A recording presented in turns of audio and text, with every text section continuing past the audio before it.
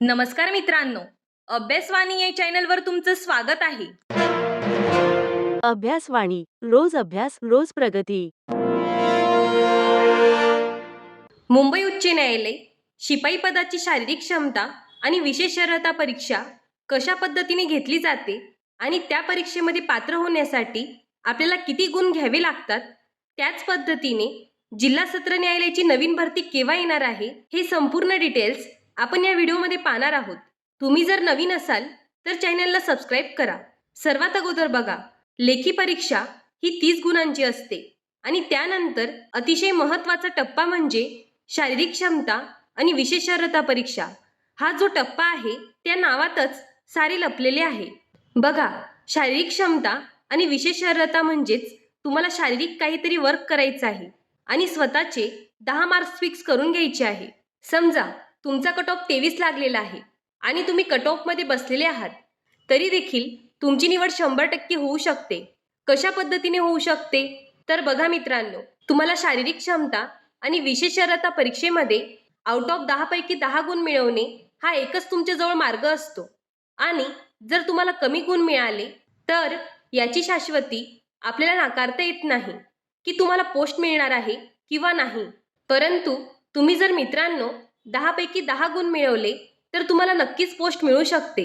त्यानंतर पुढचा प्रश्न आहे आपला मुलाखत, म्हणजेच लेखी परीक्षा, शारीरिक क्षमता, विशेष अर्हता परीक्षा आणि मुलाखत अशा तिन्ही पद्धतीने तुमची लिस्ट लावली जाते.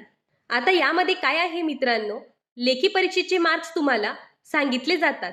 त्यानंतर शारीरिक क्षमता आणि विशेष अर्हता परीक्षेचे मार्क्स देखील तुम्हाला सांगितले जातात.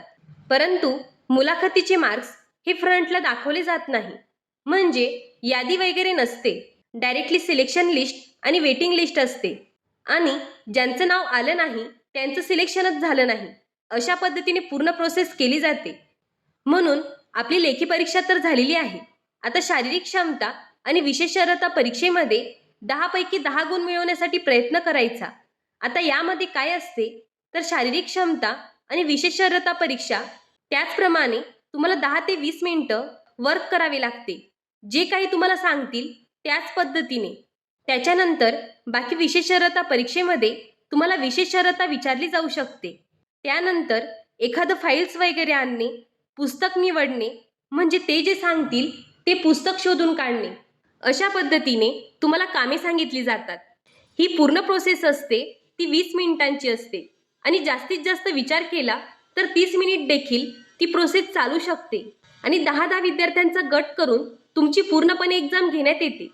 आता राहिला प्रश्न, आपल्याला यामध्ये आउट ऑफ मार्क्स कशा पद्धतीने मिळवायचे. जे काही साफसफाईचं काम आहे घरचं, तर ते तुम्हाला घरी प्रॅक्टिस करावी लागेल एक्झामला जाण्याच्या 8 दिवस अगोदर. त्यानंतर तुम्ही डायरेक्टली परीक्षा देऊ शकता, शारीरिक क्षमता आणि विशेष अर्हता परीक्षा. आता आपण पाहूया जिल्हा सत्र न्यायालय भरती. ज्या पद्धतीने आपण उल्लेख केला होता सुरुवातीला, तर 1 ते 2 महिन्यांमध्ये जाहिरात येऊ शकते. म्हणून आतापासूनच शिपाई असो किंवा लिपिक पदाची तयारी तुम्हाला करायची आहे. कारण आपण पाहतोय मुंबई उच्च न्यायालयामध्ये कट ऑफचं संकेत किती प्रमाणामध्ये वाढलेला आहे आणि शिपायाची देखील त्याच पद्धतीने होण्याची शक्यता आपल्याला नाकारता येत नाही. म्हणूनच आतापासूनच तयारीला लागा. आता तयारी कशा पद्धतीने करायची लिपिक या पदाची, तर बघा मित्रांनो, लिपिक या पदाची तयारी करत असाल तर आतापासूनच मराठी आणि इंग्लिश दोन्हींची टायपिंग सुरू ठेवा. जिल्हा सत्र न्यायालय भरतीमध्ये भरपूर मार्क्स मुलांना मिळत असतात, त्यामुळे त्या ठिकाणी तुम्हाला चांगल्या प्रकारे प्रॅक्टिस करावी लागणार आहे. हा व्हिडिओ उपयुक्त वाटला असेल तर चॅनलला लाईक, शेअर आणि सबस्क्राईब करायला विसरू नका. धन्यवाद. अभ्यासवाणी रोज अभ्यास रोज प्रगती.